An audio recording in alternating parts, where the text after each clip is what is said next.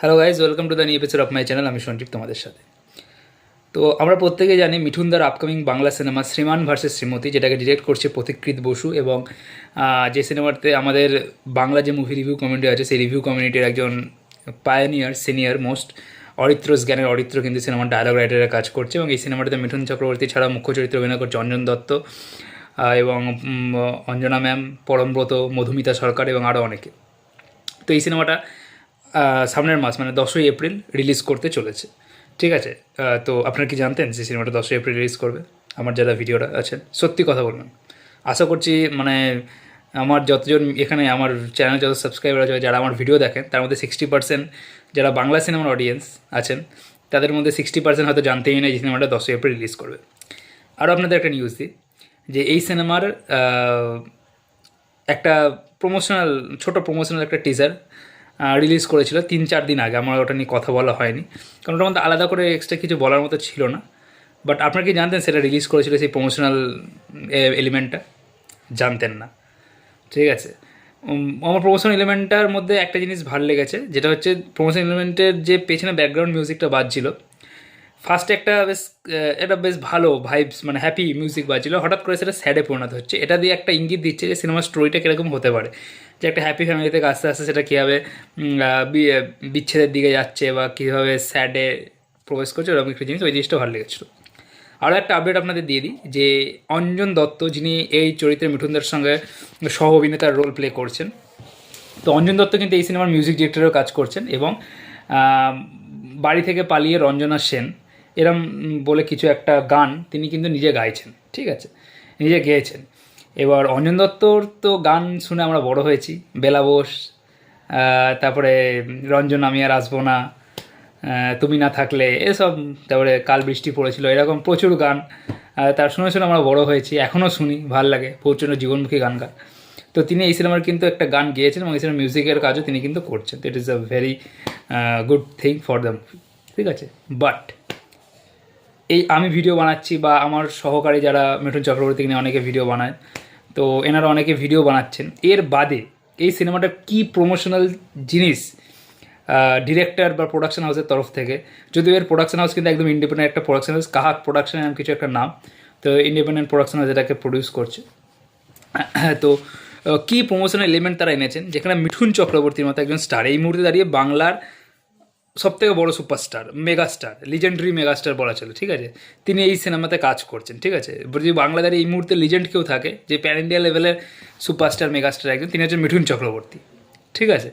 তাকে নিয়ে কাজ হচ্ছে, একটা সিঙ্গেল প্রমোশনাল ইভেন্ট নেই। কিছুদিন আগে ওই ফেব্রুয়ারি মাসের প্রথম দিকে আমি একটা ভিডিও বানিয়েছিলাম, যেখানে পথিকৃৎ বসু ইন্টারভিউতে বলেছিলেন যে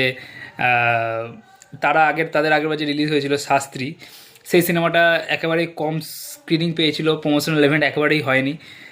তো তারা এইবার সেই সব ভুলগুলো শুধরে নেবেন। এবং সেদিন ঠিকই বলেছিলেন, যেখানে গত বছর পুজোতে আপনার টেক্কা 289টা শোজ পেয়েছিল, আপনার বহুরূপী 321 না 322টা শোজ পেয়েছিল, সেখানে মাত্র 146টা শোজ পেয়েছিল হচ্ছে আমাদের শাস্ত্রী, ঠিক আছে। এবং এই মুহূর্তে দাঁড়িয়ে বাংলাতে মিনিমাম কোনো সিনেমা 200টা শোজ না পেলে কিন্তু সেই সিনেমা সফল, মানে মিঠুন চক্রবর্তী কিন্তু বড়ো স্টারকে নিয়ে, যেখানে মিঠুন চক্রবর্তী স্টার মানে বাজেটটা হিউজ হবেই, বড়ো বাজেটের, মানে ওই ইয়ের মধ্যে একটা সিনেমা মিঠুন চক্রবর্তী স্টারকে নিয়ে ওই ঘরানার একটা সিনেমাকে হিট বানানো কিন্তু সম্ভব নয়, ঠিক আছে।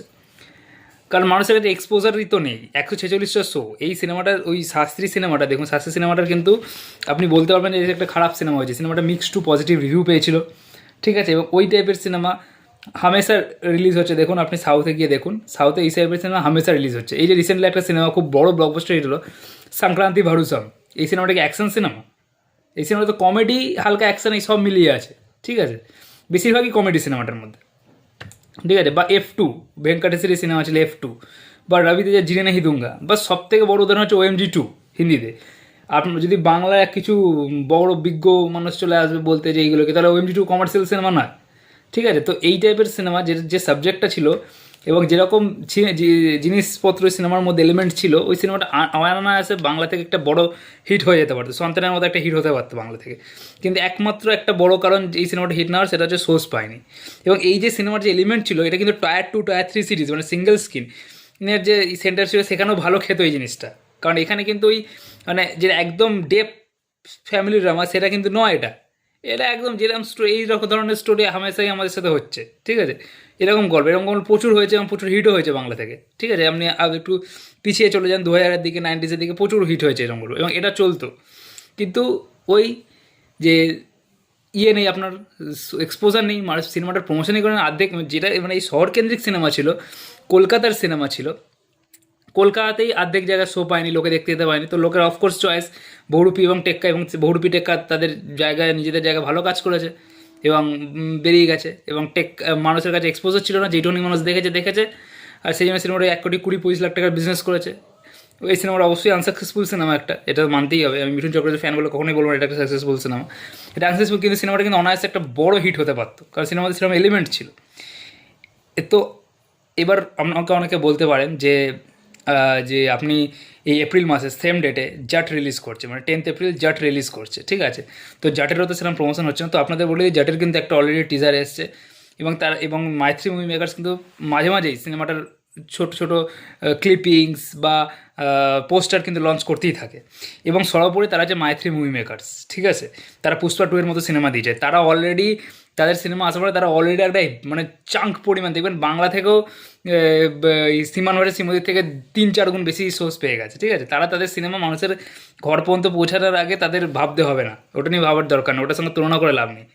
এটা বাংলা সিনেমা একটা, সেখানে একটা ইন্ডিপেন্ডেন্ট প্রোডাকশন হাউস থেকে সিনেমাটা আসছে, এটা ভাবতে হবে। আগেরবারে সুরিন্দর ফিল্মস ছিল, আগেরবারে সোহমের প্রোডাকশন হাউস যুক্ত ছিল, এবারে কিন্তু সেরকম কিচ্ছু নেই। তো সেই জায়গায় দাঁড়িয়ে একটা প্রপার প্রমোশন দরকার। এবার আমাকে অনেকে বলবো একটা ইন্ডিপেন্ডেন্ট প্রোডাকশন হাউস মিঠুন চক্রবর্তীকে নিয়ে সিনেমা বানা হচ্ছে, মিনিমাম 1.5 কোটি টাকা তো সিনেমার বাজেট হবে, তারপরে কী করে সিনেমার হবে আপনার প্রমোশনাল ইভেন্ট করা যাবে, পোস্ট প্রোডাকশন কীভাবে করবো আমরা, ঠিক আছে। এটা তো খাদান নয় যে দেব 1 কোটি টাকা খরচা করলো সারা বাংলা ট্যুর করলে, এটা তো করা সম্ভব নয়, ঠিক আছে।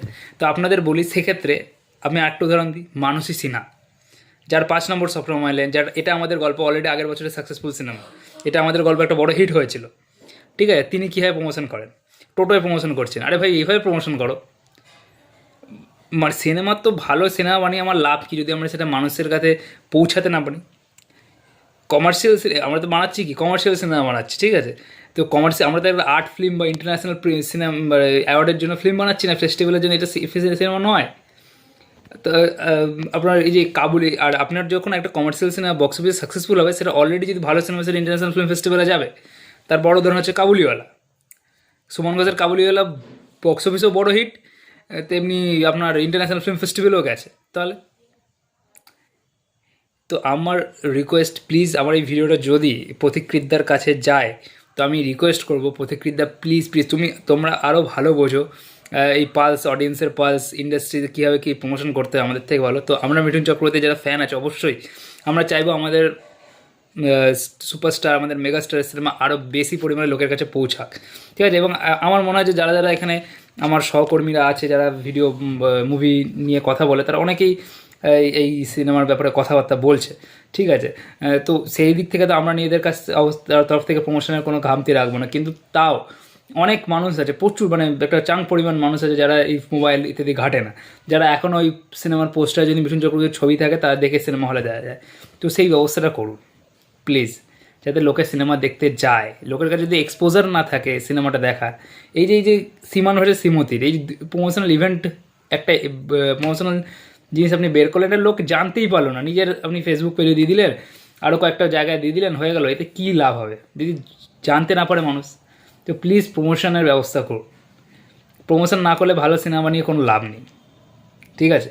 এখানে অরিত্র যুক্ত রয়েছে, তার নিজস্ব একটা বিশাল বড় অডিয়েন্স আছে যারা তার সিনেমা দেখা পছন্দ করে, তার লেখা গল্পগুলো অবশ্যই দেখতে হবে, সেখান থেকে একটা প্রমোশনের জায়গা আছে। কিন্তু তাও বাইরে নেমে গ্রাউন্ডে নেমে প্রমোশন করার কিন্তু একটা আলাদা এনার্জি দরকার, এবং সেইটা একটা আলাদা ফল দেয়, যেটা আমরা দেখেছি খাদানের ক্ষেত্রে।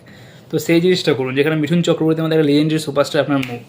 তো এইটাই আমি আজকের ভিডিওতে এই অ্যাড্রেসিংটাই করতে চাইছিলাম, এবং আপনারা কি আমার মতামতের সঙ্গে সহমত, তাহলে প্লিজ প্রতিকৃতদার বিভিন্ন যে ফেসবুক পেজ আছে, সেখানে তিনি সীমান ভার্সেস শ্রীমতির যে বিভিন্ন প্রমোশনাল ইভেন্ট ছাড়ছেন, সেখানে গিয়ে প্লিজ কমেন্ট করুন, যাতে সিনেমাটা নিয়ে বেশি পরিমাণে প্রমোশন তিনি করেন। তো এটাই ছিল আজকের ভিডিও ভালো থাকলে অবশ্যই লাইক করে দেবেন, চ্যানেলটা সাবস্ক্রাইব করে দেবেন। Thank you.